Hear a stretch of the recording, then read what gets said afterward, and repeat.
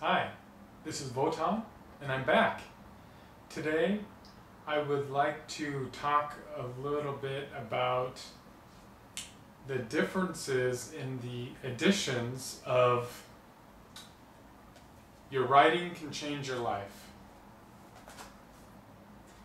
Now, this is a book that I picked up from Vimala Rodgers, the author of the book, from her website. It's called the Institute of Integral Handwriting Studies, which is, the website is iihs.com. And I wanted my own copy, even though I do have a version from the library, and they look pretty much identical, but I ran through them and there are slight changes in them. This book was originally published in 2000 or 2001, I believe. It's 2000. And this book is almost the same, but it looks like it changed publishers. And it was published in 2009. Now, I want to just kind of go through what the differences are for people like me that like to know what changes are made between editions, so I can try to figure out what's important, so I know what to pay more to pay attention to. The back is pretty much the same. Some of the quotes are different. It's not really worth mentioning exactly which one. So we'll start at the beginning. Actually, this looks like 2013. So this one's what, 2 years old. So it's fairly recent. It's a fairly recent edition. It doesn't look like it's been updated. All it says is first touch-tone edition, November 2013. So it doesn't give any indication that there's been an update. But if you look closely, that you can see that. First of all, I believe that the letter T was called, let's see if I can find it. The letter T was called the letter of status. And T is pretty much one of her most stressed letters that she recommends writing, because she has her alphabet designed so that each letter that you write corresponds to a different quality and a different attribute that you can improve. So by writing your letters the way she recommends you write them, you will start improving your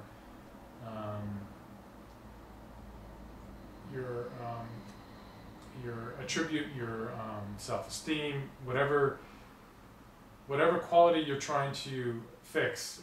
When you adopt the changes in that letter, that's the quality that you will start improving. So the T was called the letter of status, and that was written by a lot of visionary people, and now it's called the letter of the visionary, because it is the letter of firm purpose and intention and leadership, and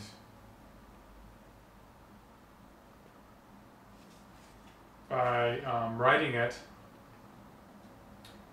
you will be able to encapsulate more of your sense of purpose and your leadership skills. And so that's basically just a naming convention. But a lot of the other changes that she made, she had a lot of block characters still, like the L. She has a nice kind of curly way of writing the L, And now, before she also had the block L, just the regular, kind of the right angle L, and she left that in there. But in the new edition, she has removed it. And she removed almost all of the block letters. Some of the other ones that she removed are the D and the lowercase d. She had it for people that weren't able to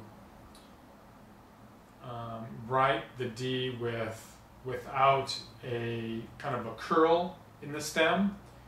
She emphasizes that no curl should ever be in a stem of like D or T, a lot of these other letters.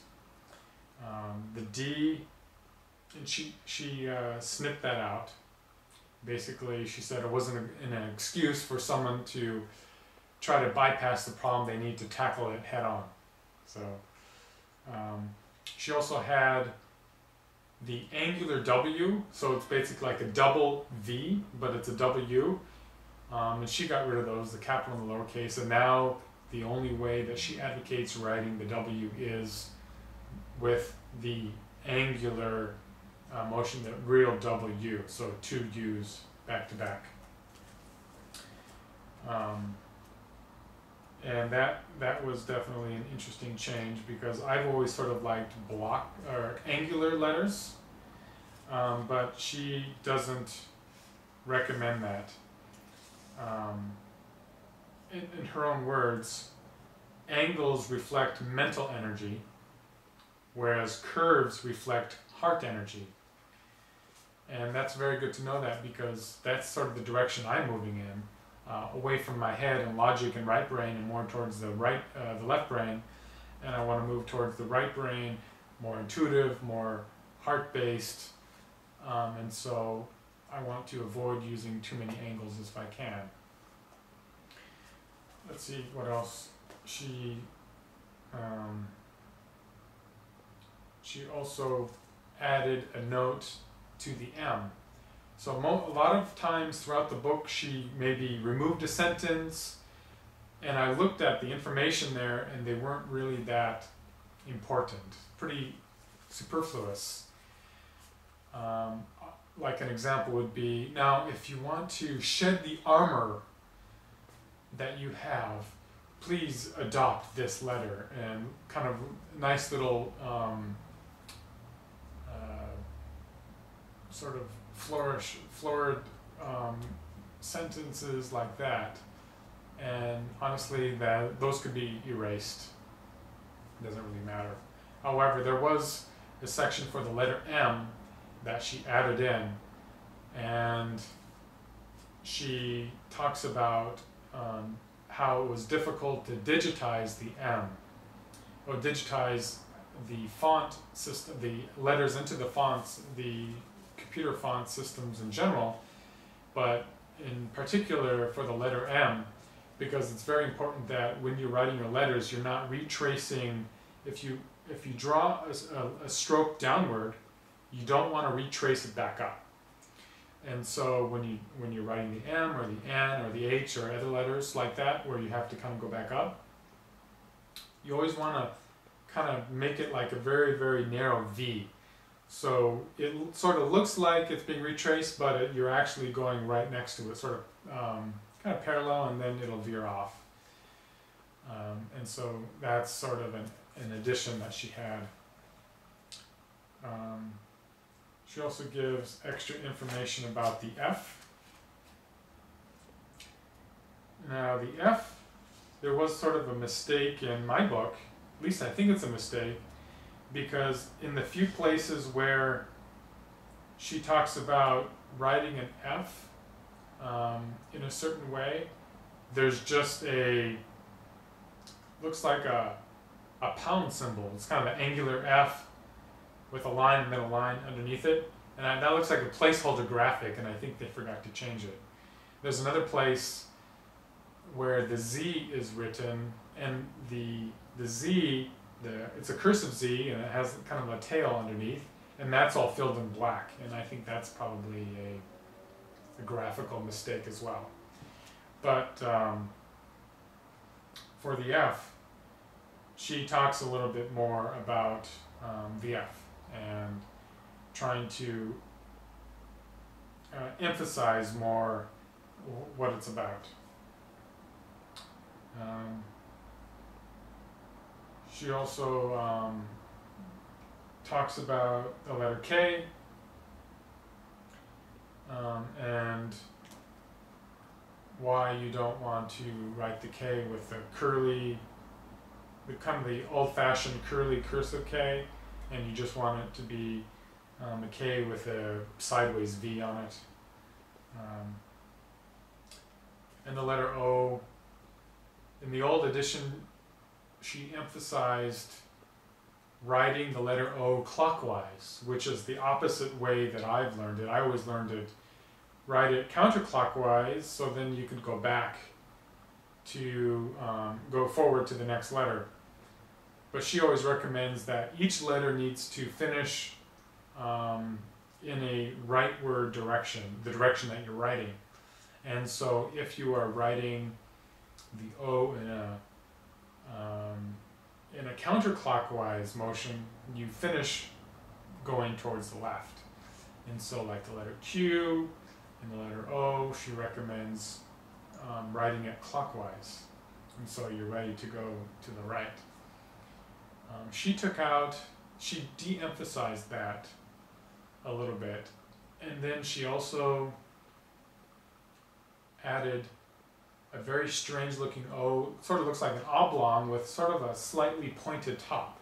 But she doesn't explain that in the description of the letters. In the section of O, she doesn't explain what that is. So I don't know if that's just an anomaly, another graphical mistake or what, but it's clearly visible in the alphabet in the beginning pages.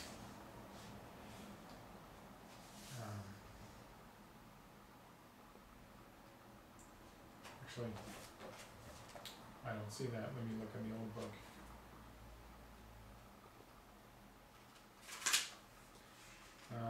Yeah, but she still recommends writing the O counterclockwise if you can. It's probably not in the regular list of the alphabet. It was somewhere else that I saw it in here. I'm not going to look through it right now.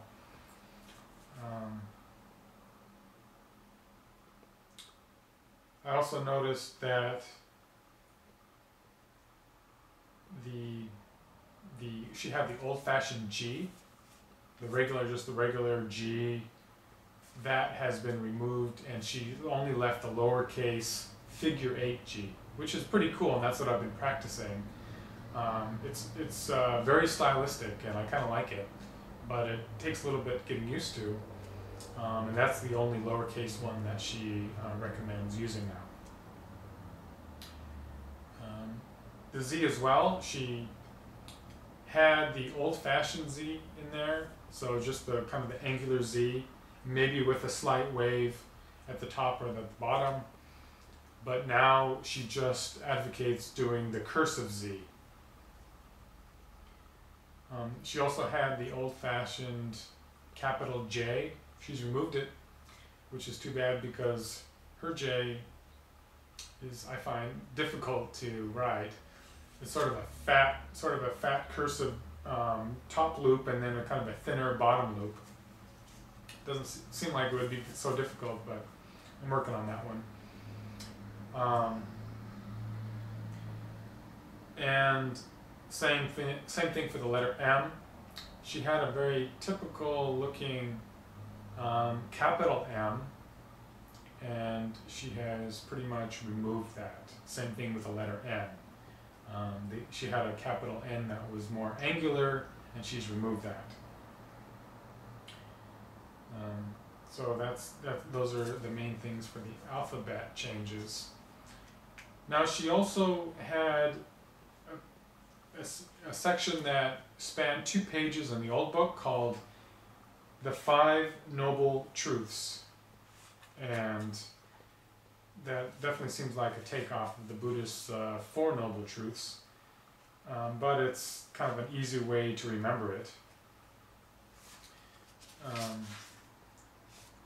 The 5 Noble Truths of Graphotherapy. And you can sort of see it here. I don't know if you can see that. It spanned this page and then half of this page.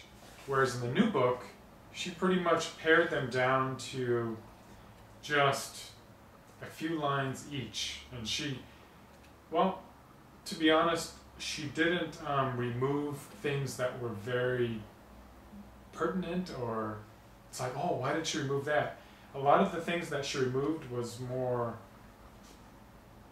redundancy, and so, but also less explanation. This is the graph, the 5 Noble Truths of Graphology here, and you can see it just takes up a little bit on the second page. And I looked at the differences there, and yeah, she probably doesn't emphasize these too much anymore, and I don't see a big issue with that. That's fine. There's not too much was lost, because most of the changes she did were pared down. As a side note, the original book came in at 169 pages, and the newer edition comes in at 167 pages. But overall, there's not that much of a difference. And just minor other things, I noticed that the glossary was missing a definition for self-sabotage, like it had in the old edition, and a definition for slant. And then the other addition that I found is that she's very picky about what writing utensils you use when you practice her letters. She doesn't really like you to use pencil or felt tip pens or colored pencils or other type of pens.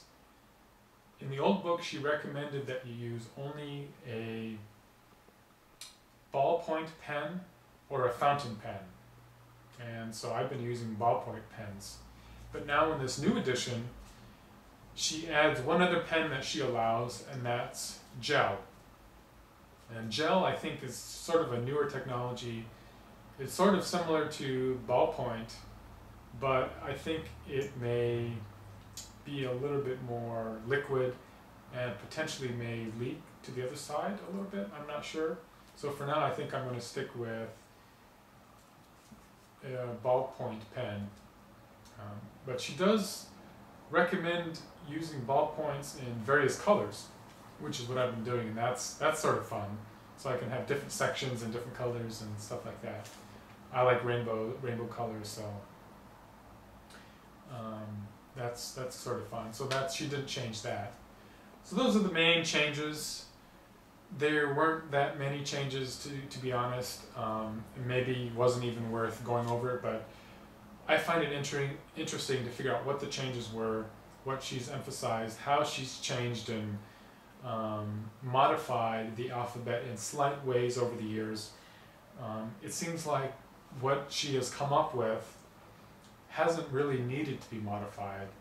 She has just become more strict in how she teaches it and how she recommends other people use it. She doesn't really give people a way out anymore. They must really do what they can to incorporate the changes that she recommends. I mean, change is not easy, so if you want to cultivate these different attributes or different personality traits or whatever you're trying to fix, it's not going to come easy. So it's best if there's not a way out, because often we'll try to take the easy way out. So by doing what we can with the information that we have in in the best way that we think we can do it in, I think we are set up for success. So I recommend this book. It's very interesting. It has a lot of good information in it. There's a question and answer section. And there's a section on identifying the traits in your own handwriting, and as well as at least 20 other things that she recommends that you can change besides the alphabet, other stylistic ways, which I've mentioned a few. Go ahead and give it a shot, and it's a great reference because when you're writing the alphabet in a particular letter, you can refer to the reason why you're writing that letter, the stroke orders, different considerations and things like that. So it's a helpful reference, and the glossary isn't very extensive, but there's words in there that I had never heard of, like the dexter loop. She had previously called the dextrose, now it's called the dexter. I'm not sure, but it's interesting. Anyway, so hopefully you found this useful, and I look forward to hearing more about your successes with trying the Vimala alphabet, and until next time.